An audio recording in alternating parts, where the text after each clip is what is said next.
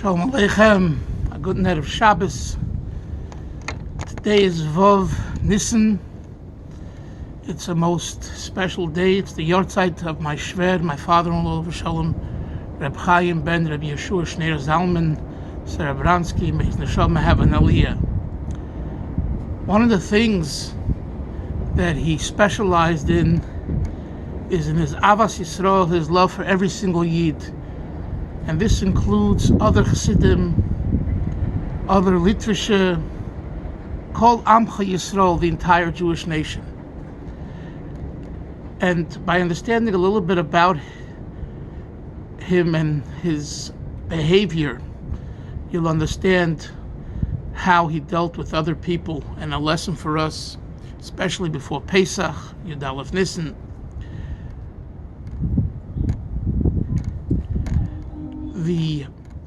The trip from Australia, from Melbourne, he lived in Melbourne after he was born in Charkov in 1929, and he later lived in Samarkand, and he came along with all the Lubavitcher Chassidim to France, and there the Frierdiker Rebbe sent him, his father, and other 5 Chassidim to Melbourne to begin the community, the Anash community. And Reb Zalman, his father, was the main shliach of the Frierdiker Rebbe, who stayed loyal to the Rebbe throughout his lifetime and has hundreds of letters of instruction, and who asked the Rebbe to send Rabbi Yitzchak Groner, who helped develop the community to the way it is today. Between the Serebryanskis and the Groners and others, and the Fagelins, we have a healthy and beautiful Lubavitcher community today in Melbourne. My shver would come to the Rebbe from Australia. The way in the 50s, in the 60s, to do that was a very long trip. In the 70s, it was still a long trip. You had to make a stop on Singapore and Honolulu, and California. Finally, he got to New York. And once he came during Chalamoid Sukkot, I believe, and Chabad minhag, the Chabad custom is not to drink anything out of the sukkah, even water. So he was on a flight for probably 30 to 36 hours on flights, and he came to 770. In those days, in the early 70s, there wasn't yet, Simcha Beis HaSheva in the streets and lots of people. And it came to 770 in the middle of the night, and the entire place was closed.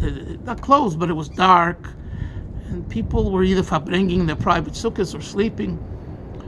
And there was one chassid that he met upstairs in 770, Rabbi Naftali Stulin, who today, so sein gesund, is the shliach for the Russian Yidden in Los Angeles. From the early 70s has been there and done tremendous work. So he met Naftali, and he says to him, Naftali, ich bin sehr hungrig, efter hast etwas essen. I'm very hungry. Maybe you have something I can bite on. This is like 2, 3 in the morning. And Naftali says, all I have is some bread. Trickene alte Brot, dry, stale, old bread. And my shver said, good, that's good. And he gave him the bread, and he went out in the hallway. There's a sink over there, the back of the hallway upstairs in 770. And before he washed, he goes back to Naftali, and he says, I forgot to ask, do you have salt so I can dip my bread into salt? And Naftali looks at him like he fell off the moon. 3 in the morning, there's no one around, there's nothing to eat, you're starving, and you want some salt? Because the minhag is to dip, the custom is to dip the bread in the salt. And he said, thank you, and he gave him back the bread. He gave him back the bread. He would not wash on the bread because he didn't have the salt to dip the bread into. This is Yiras Shamayim. No one knew, no one saw. Somehow, Naftali probably told over the story later to someone, and the family found out about it. A Yid, a Jew who won't eat bread and the bread's stale, and the bread is old, and the bread is not great bread. But he won't, and he's starving because he hasn't eaten in 30 plus hours.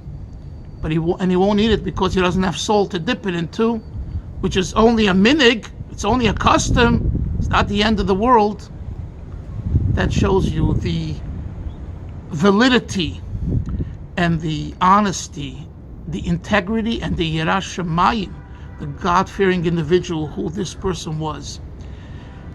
So naturally, such a person, when he's in Australia and the Rebbe told him to stay there and to work and not come to New York to be part of 770 with the Bacharim, his friends with Reb David Raskin and all the others of that group. The Rebbe told him to stay in Melbourne, and he listened. First time he came was in 1958. And then already in 1959, he married and he returned to Melbourne. Literally, I heard from many people when I was there on several occasions and otherwise, how he was, in his own right, real Lubavitch, real Chabad, Gezer Chabad. From his mother's side, he was a Futefas. And from his father's side, he was a Serebryanski. They both came from the Tzemach Tzedek and before. His Eider's name was Rabbi Nachum Mendel Serebryanski.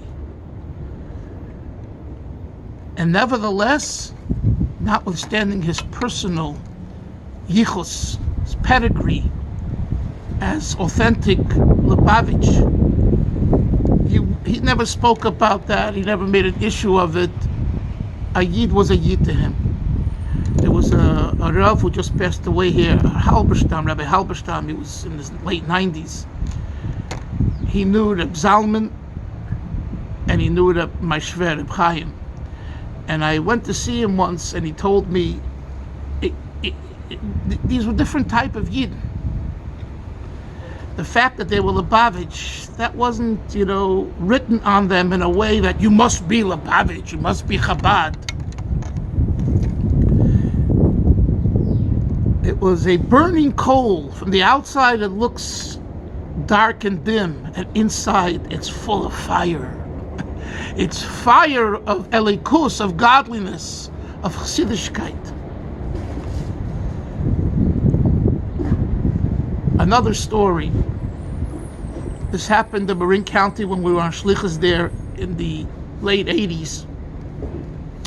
It was Erev Sukkos, and after the minyan for Shachris, one of my balabat and one of the congregants happened to mention to me that he hadn't put up his sukkah yet.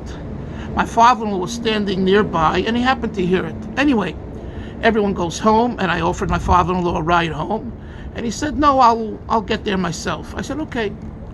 An hour, 2, 3, several hours go by, he's not home. We found out that he went with this congregant over to his house and he put up the sukkah with him. Because he heard that he hadn't had his sukkah's not up, he didn't tell anybody, he didn't ask anybody, he didn't make any faces, he just quietly did things. And this is the way he lived his life. Quietly did so many things for so many people. In Australia, in Melbourne, he would raise money quietly to give people who needed to buy homes, that helped with their deposits, and people who needed food and clothing and tuition, but without fanfare. In the 1960s, early 60s, Rabbi Avram Aaron Rabashkin, another childhood friend of his, a teenage friend of his from the days in Samarkand, I believe, was in Australia, in Melbourne, for some reason. He came back, he had Yechidus with the Rebbe. And Rabbi Avram Aaron said to the Rebbe asked him, "So tell me a little bit about Anash in Melbourne." So that he said, "Chaim, my Chaver, Chaim Serebryanski, Chazers, Chassidus, between Mincha and Ma'ariv Shabbos afternoon, and it's geschmack to hear, slow, articulated, clear, and heartfelt." And the Rebbe said, Avraham Haran Rabashkin told this to me himself, Shenishto Asach Chaims. There are not many people like Chaim Serebryanski. My Shver told me that he once asked the Rebbe in Yechidus, what is his mission on life? What's his shlichus? And this is what the Rebbe told him. Das was andere willen nicht tun. Things that others don't want to do, sollst du tun. You should do. And that's how he lived his life. The Rebbe also instructed him when he was here in 1958, he should daven barichas, he should daven mila b'mila, word for word, not rush. It's interesting that he left a so-called one-page Savo will, if you can call it that. And one of the things he says there is he doesn't want absolutely no praises and has paid him for him after his passing. And he said if anyone wants to do anything for his neshama, he should learn the Maimer Kol Sheruch Habriyas Noyach Necha B'menu. It's in the Sefer HaMaimor in Yiddish. It's from the Pirkei Avos, which speaks all about midas, having good midas, good character. And he said if someone wants to do something for my neshama, they should do that, learn some Mishnayos. But he emphasized that Maimer. So today is his Yartzeit. It's Erev Shabbos Kodesh. So we remember how a person like him was brought Lubavitch to other communities in a beautiful way. In the Melbourne community, you have Adas. It's a community called Adas. Hungarians and Polish and others. And my Shver by them was a symbol of Torah, of Yerushalayim. Yes, Lubavitch, not Lubavitch. Of course, they knew it was Lubavitch, and they saw what real Lubavitch produces. It's Chusay. I wish the kids in the Anashik and the Offer, Hu B'Toicham, and we should go into Shabbos Parshas Vayikra, Tov Shin Pei Aleph, Am Zuya Tzarta, from the Haftarah, what the Rebbe spoke in Tov Shin Nun in 1990, how every Yid is special, regardless of their religious affiliation, what they do or what they don't do. And we have to cherish that neshama and learn from a Yid like Reb Chaim Serebryanski, Reb Chaim ben Reb Yeshua Shneir Zalman, who cherished every single Yid. And today, through his children, grandchildren, family and friends and great-grandchildren, his legacy, and not just his legacy, but his reality continues. And we should be Zoichet Bebias Mashiach Tzidkenu, Tchias HaMeisim, the Poil, with the building of the Beis HaMikdash, Malkeinu B'Reishenu, Mashiach now, a Guten Shabbos.